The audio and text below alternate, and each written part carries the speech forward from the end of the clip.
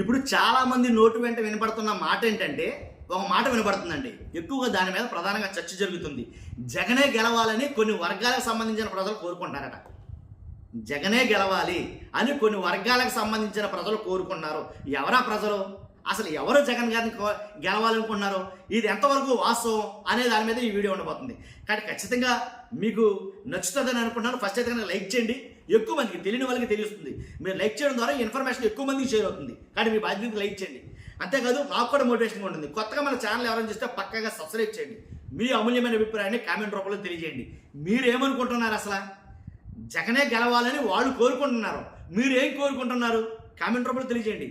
Maximum నా అంచనా ప్రకారం అయితే కనుక ఈ వీడియోకి కనీసం తక్కువలో తక్కువ ఒక 300 కామెంట్లు వస్తాయేమో అని అనుకుంటున్నా. ఎందుకంటే మీరు ఏమనుకుంటున్నారు, జగన్ గెలవాలనుకుంటున్నారా లేదా అనేది మీ అభిప్రాయాన్ని కామెంట్ రూపంలో తెలియజేయండి. కాబట్టి నేను అనుకునే కామెంట్లు అయితే కనుక 300 దాకా ఈ కామెంట్లు అయితే ఉంటాయనుకున్నాను. కాబట్టి జగన్ గారే గెలవాలని కోరుకుంటున్న వాళ్ళ గురించి ఆలోచించి మీరేమనుకుంటున్నారో చెప్పమన్నాను. తర్వాత వాళ్ళు అనుకుంటున్నారంటే ఎవరు వాళ్ళు జగనే గెలవాలని ఎవరు కోరుకుంటారు? ఇంకా 3 సంవత్సరాలు ఉంది కదా, అప్పుడే ఉన్న ప్రభుత్వం మీద వ్యతిరేకత ఏర్పడింది. ఏంటంటే కనుక వ్యతిరేకత చాంతాడైతే ఉందో, దాంట్లో డౌటే లేదు. ఆ వ్యతిరేకత మాట అటుంచి ఎవరు కోరుకుంటున్నారనేది ఇంపార్టెంట్. ఎవరు కోరుకుంటున్నారంటే బలంగా మాత్రం ముందు వైఎస్ఆర్సీపీ ఏదైతే కూటమి ప్రభుత్వంలో ఏదైతే కేసులు, శిక్షలు, కోర్టుల చుట్టూ, పోలీస్ స్టేషన్ చుట్టూ ఎవరైతే తిరుగుతున్నారో ఆ బాధితులు ఎవరైతే ఉన్నారో వాళ్ళు బలంగా కోరుకుంటారు. ఒప్పుకుంటారు, ఒప్పుకోరా? కాబట్టి ఈ కేసులు, ఈ పనిష్మెంట్లు, ఈ శిక్షలు, ఈ దెబ్బలు ఏంటి, ఈ పోలీస్ స్టేషన్ చుట్టూ, ఈ కోర్టుల చుట్టూ తిరుగుతారు చూసారు, వాళ్ళు మాత్రం జగనే గెలిస్తే అని ఖచ్చితంగా కోరుకుంటున్నారు.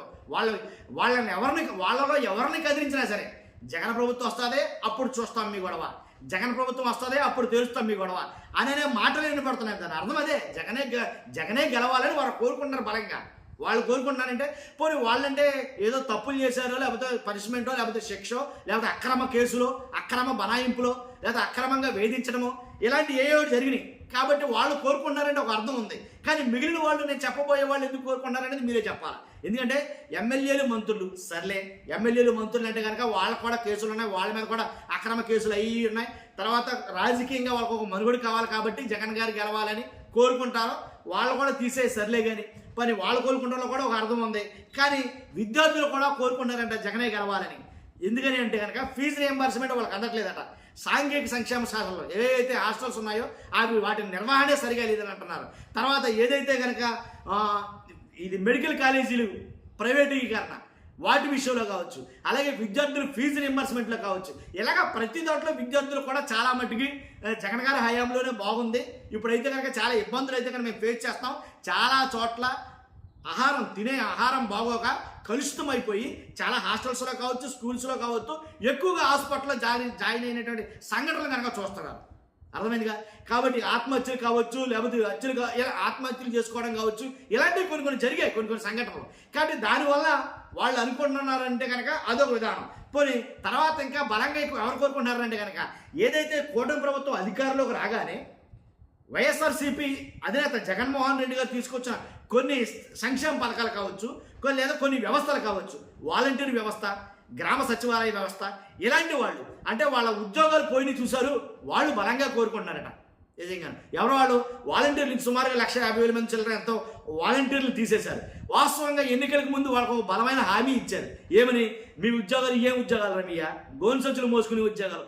ఈ ఉద్యోగాలు కాదు, వీటిని మేము చాలా బాగా తీర్చిదిద్దుతాం, వీటికి మేము భరోసా కల్పిస్తాం, ఉద్యోగ భద్రత కల్పిస్తాం, 5,000కి 6,000 చేయడం మీరు 10,000 చేస్తాం మేము అని చెప్పేసి మాటలు చెప్పి హామీలు ఇచ్చి హామీలు నమ్మేటట్టు చేసి ఏంటి అధికారంలోకి వచ్చిన తర్వాత వాళ్ళు తీసి అవతల పారేశారు కదా. వాళ్ళు బలంగా కోరుకుంటున్నారంట మళ్ళా జగనే రావాలని. అర్థమైందా?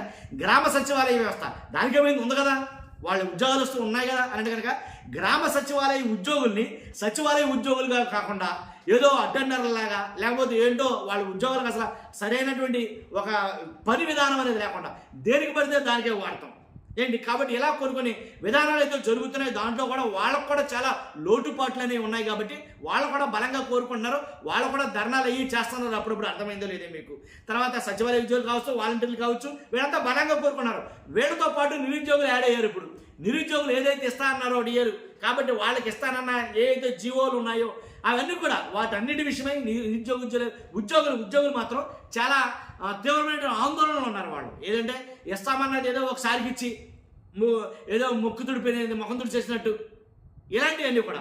కాబట్టి వాళ్ళు కూడా విసిగిపోయారు ఏంటి 2 సంవత్సరాలకి. కాబట్టి ఇంకా 3 ఏళ్ళు ఉంది కాబట్టి ఏదైతే 5వ తారీఖునే జీతాలు పడిపోతాయి, అచ్చిచ్చి 1వ తారీఖునే జీతాలు పడిపోతాయి అని అనుకున్న వాళ్ళకి 5వ తారీఖు వచ్చినా సరే జీతాలు పడకపోయేసరికి ఉద్యోగంలో కూడా కొద్ది గొప్ప వైరాగ్యం ఏర్పడింది అనేది అయితే కనుక ఎక్కువ కనిపిస్తుంది.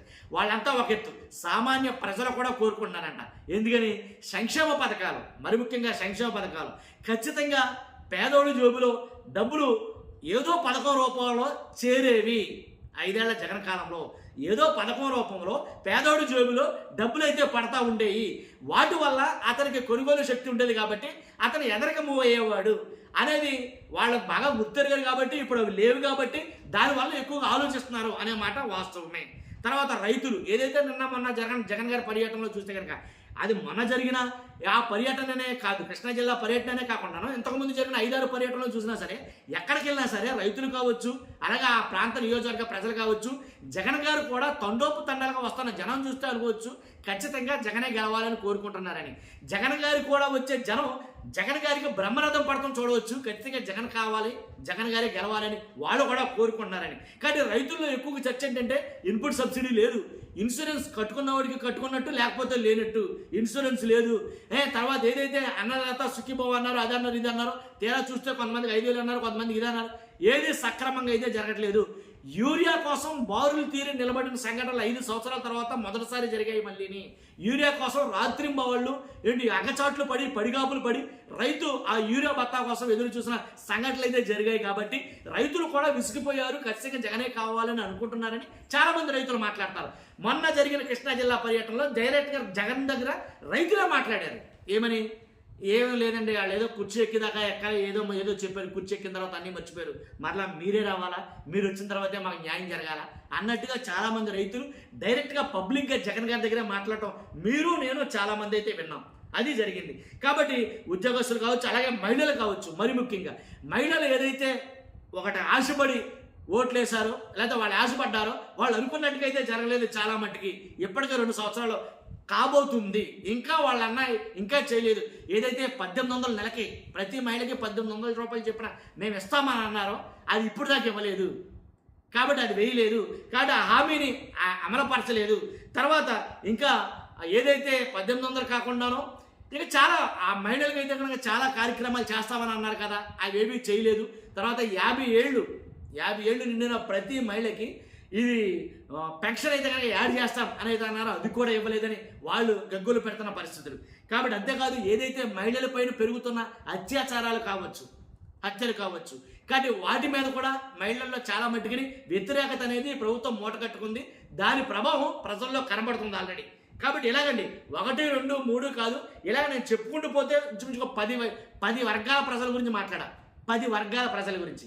ఈ 10 వర్గాల ప్రజలు స్పష్టంగా క్రిస్టల్ క్లియర్గా చెప్తున్న మాట ఏంటంటే కనుక ఖచ్చితంగా జగనే గెలవాలని కోరుకుంటున్నారని తాజా సమీకరణాలు కొన్ని సంఘటనలు